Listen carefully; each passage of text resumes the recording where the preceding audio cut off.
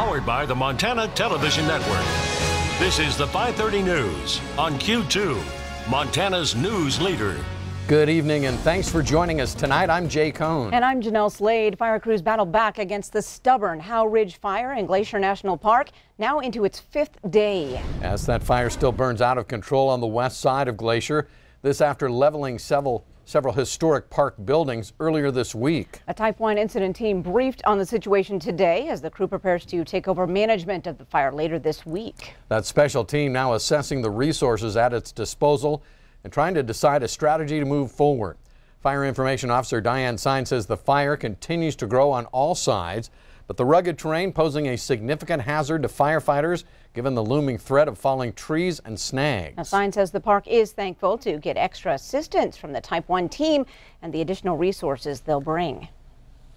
Type 1 team generally comes with their own meteorologist, so someone who can actually get out onto the ground, take measurements, put in weather stations, really figure out what's happening in this specific locale.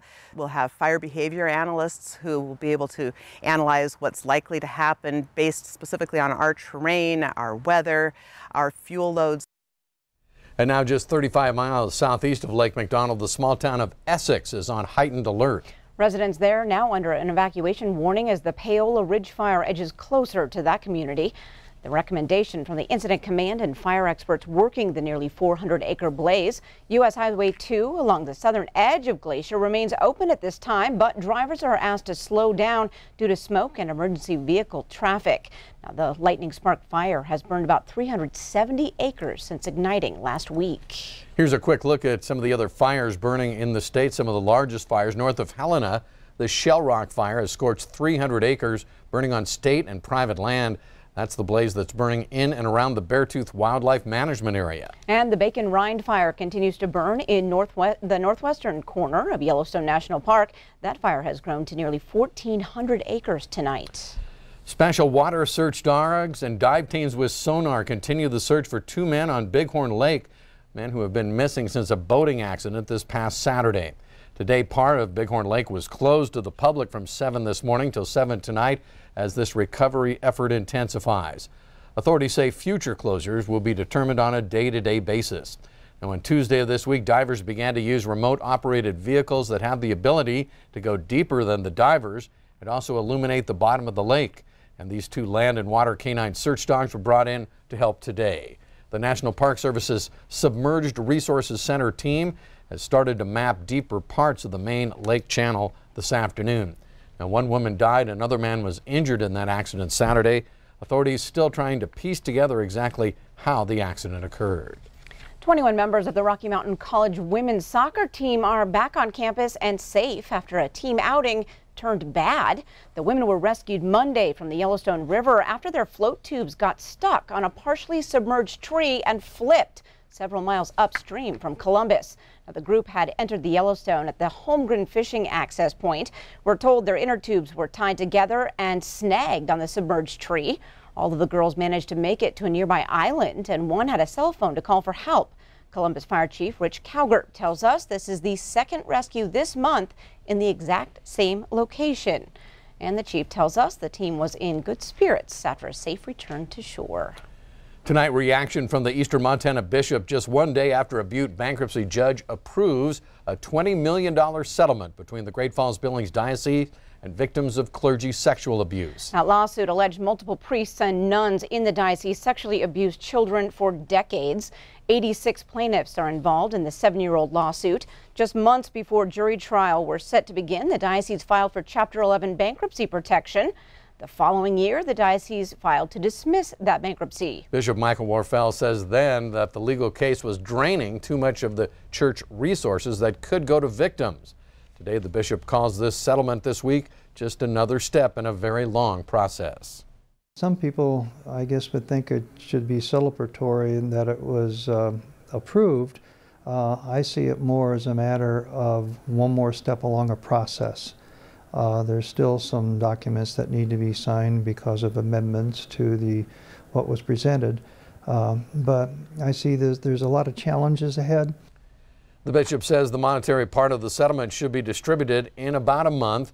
That money will be coming from a number of sources, including $4 million from the parishes, $8 million from the diocese's insurance carrier, and also from the sale of church properties. As part of the settlement, the diocese will also post on its website a list of all known past and present clergy members identified by victims. Plus, the diocese was ordered to develop a whistleblower policy and that all victims of abuse will be allowed to tell their story.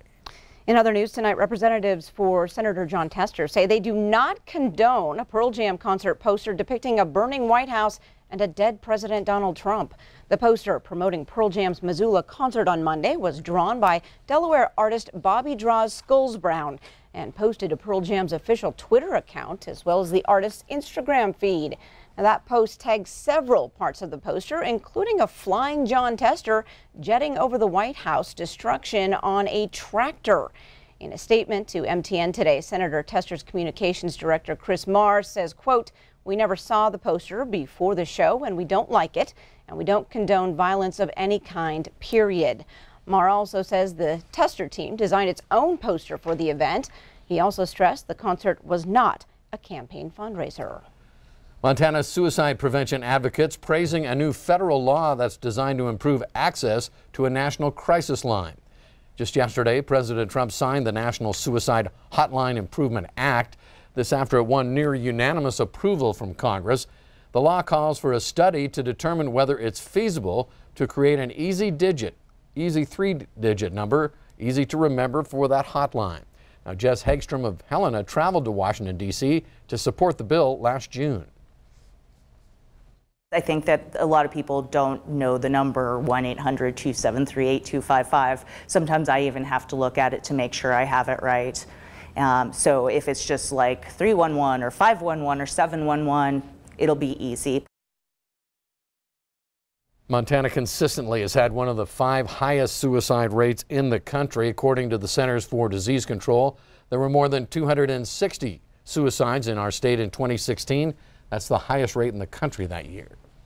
We have some breaking news to report tonight. The body of a missing hiker in the Crazy Mountains has been found. Around 2 this afternoon, search and rescue crews located the body of the 39-year-old volunteer from Michigan. He was first reported missing Monday night when he did not return from a hike. We're told his body was found today in a steep, rocky chute in Sweetgrass County. He was volunteering with the Rocky Mountain Goat Alliance with Montana Fish, Wildlife and Parks. His identity has not yet been released. Coming up on tonight's 5:30 News, it's two-legged kids with four-legged kids as we check out Kids Day at Montana Fair. And later in sports, Scott sets the table for a loaded rodeo weekend here in Billings that includes world champions. And coming up in the weather, well, the smoke is starting to come back, and so are the high temps. In fact, we're going to get back into the 90s very soon. We'll have more about that coming up in a few more minutes. You're watching MTN News with Jay Cohn and Jeanelle Slade. Storm Tracker weather with Bob McGuire. And sports with Scott Green. This is the 5:30 News on Q2, Montana's news leader.